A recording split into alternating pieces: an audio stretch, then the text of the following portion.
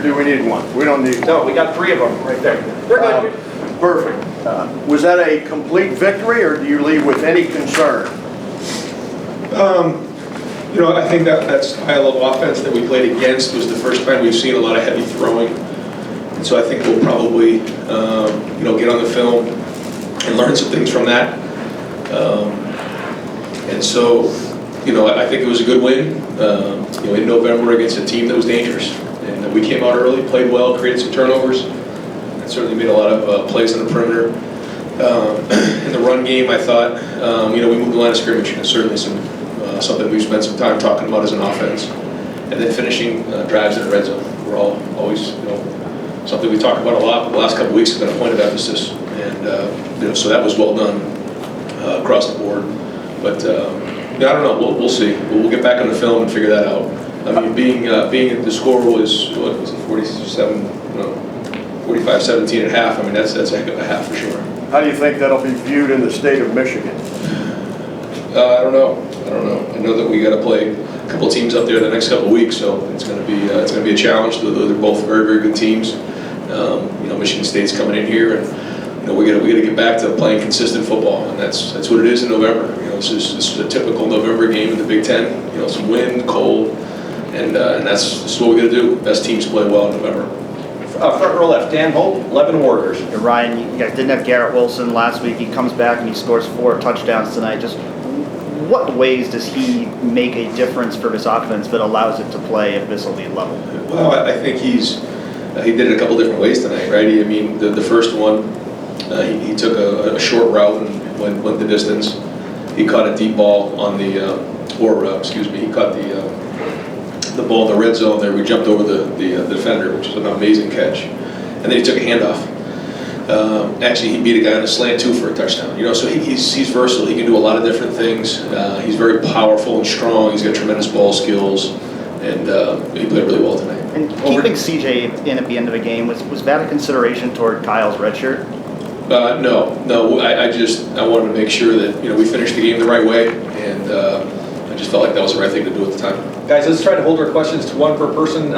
Front row left, Bill Rabinowitz, Columbus Dispatch. Ryan, you said Purdue's got a different kind of offense than you faced, and you might not say tell them like it, but how concerning is it that they did put up points and the yardage that they didn't get much of a pass rush today? How concerning is that? Yeah, well, we dropped 8 a lot. With a 3-man rush, you're not always going to get as many. So that's the decision that's made, and I think, again, we'll learn from it and figure out if that was efficient or not. But certainly, you don't like to give up 31 points in a game. So I think when you look at the last couple of weeks, when the offense hasn't been exactly stellar, the defense played really, really well. And then this game, we scored 59 points on offense, and the defense gave up 31. So the good news is that, we're kind of helping each other out, but we're still looking for that, complete game. Although we've had some complete games, but that's part of winning football in November, bringing it every week. You gotta help each other out, and there's still a lot of good plays. Creating the turnover was huge, and but again, a different style, and a lot to learn from. Far left, Stephen Means, Cleveland.com. Ryan, this is kind of a weird question, but are there certain numbers you should have when using your quarterback a certain way? Like, CJ did it about 37 times tonight. Is there a certain amount of yardage, touchdowns, and production you want to see that comes out of that, which makes it a good day? Does that make sense? One of the things I think you saw early on was that, we were kind of getting the ball in the perimeter and some of the quicker throws because they were bringing a lot of zero pressure. They were doing some different things that we wanted to really push the ball out there and see if we could make some guys miss in space, and we did. And you can see that out there. So that was really good. I mentioned the CJ coming in. Well, first off, I thought CJ had the best preparation of the season this week. He was on his game. I mean, they brought some different things that made it challenging, but he really put a lot of work in, and I was glad to see him get paid off like that. But 2, we also talked about it may have been a higher completion percentage game with maybe not as many yards. Wasn't sure based on how we were putting the game plan together. So I think to answer your question, it just depends on the style of defense that you're playing. They ended up playing a little more zero than we expected, so the numbers got a little higher.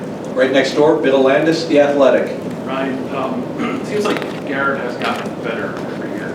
You feature more and more every year. Just from your vantage point, I guess, what are the areas you've seen him take the biggest steps this season?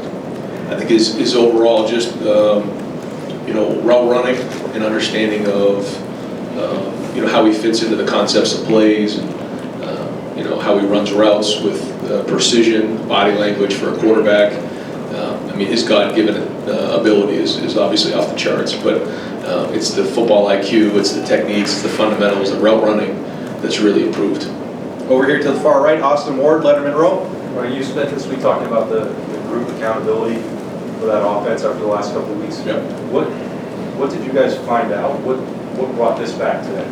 I just think it was one of those, you just had to grab everybody's attention that week, and we talked about the penalties, I think we had maybe 2, and there was the hold on the touchdown, and then we had a couple guys false start. It might have been 3, but yeah, those 3. But I think that was the thing that was getting us off schedule, and we stayed on schedule, we kept the ball rolling, but we also ran the football more efficiently, and so the runs. The big runs will happen, but it's those hard 4 and 5s. Even that last drive that we had, I think it was in the third quarter there, I guess. No, it was in the fourth quarter when Travion was down in there. We were inside the 10-yard line. He was making 3-yard gains, 5 and 6. And it doesn't look like much, but down there, a yard is everything, and he did it. And then we just kept pounding the ball in there, and that happened a few times. I thought the first time we got down in there, the offensive line got a nice surge, and we kind of just finished the thing into the end zone. The guys finished the pile, pushed the pile. That's all the things that we talked about in finishing drives, but did a much better job of not having any negative plays and staying on schedule. Right next door, Nathan Baird, Cleveland.com. Carl, this is a very quiet game really for Purdue tonight. How much of that was something you guys needed scheme for, and how much of it was just those tackles stepping up and doing what they needed? I have to look. We definitely did some different things to try to avoid the exposure to him, but I also, we didn't overdo it either. So I have to look at the film and see. But if I had to just guess, I would say that they did a good job against him. He's a very good player. When you get the holding call there, probably shouldn't put Ruck in that situation. That's on me. It was a longer developing play. Probably should have slid to him, but he's a very, very good player. Second row left, Patrick Murphy, 24/7. Ryan, you mentioned getting the run game going with those tough yards. What was different today that allowed that to get going for you guys? Is it just a focus? Was it different defense? What did you make of it? I think it's probably a little bit of everything. It's just a rebite of focus in all areas. I think that we gave him a better plan, just really clean plan of coming off the ball. But I also think our pad level was better. I thought the running backs were running harder. I thought that CJ made some really good decisions when it was an overloaded box. He got the ball in the perimeter. So I think it was kind of all the above. And we'll have to look at the film and point out exactly. There's still some things we're going to look at. Want to get fixed. There's still a couple things that just weren't clean, but that's what we're striving for. We want to make sure every drive we're scoring touchdowns, and it was much better tonight. Got time for 2 more, folks. Far left, Joey Kaufman, Columbus Dispatch. Ryan, what did you think of the way Mayan complimented Trey tonight? I thought he got into a rhythm there at the end, which he was just like running vertical. I thought there was a couple things he bounced, and then he just made up his mind he was going to start getting up the field. But I thought the tight ends and the offensive line were really rocking off the ball there. But he started getting vertical, and that was good to see him get back into rhythm again. And final question, front row right, Tim May, Letterman Row. Because you're sitting there, Ryan, what was the tip-off that CJ was on his game tonight? Early and stuff. What are you watching from your vantage points that tells you that he's on top of it, so to speak? I thought it was during Thursday practice. He just seemed on it, and right off the bat, he makes a couple good calls. We make a couple good checks early on, and then quickly in those first couple drives, he's just seeing it. And when he can come over and verbalize what's going on in the moment, and it's really good information, that's when he's seeing it properly.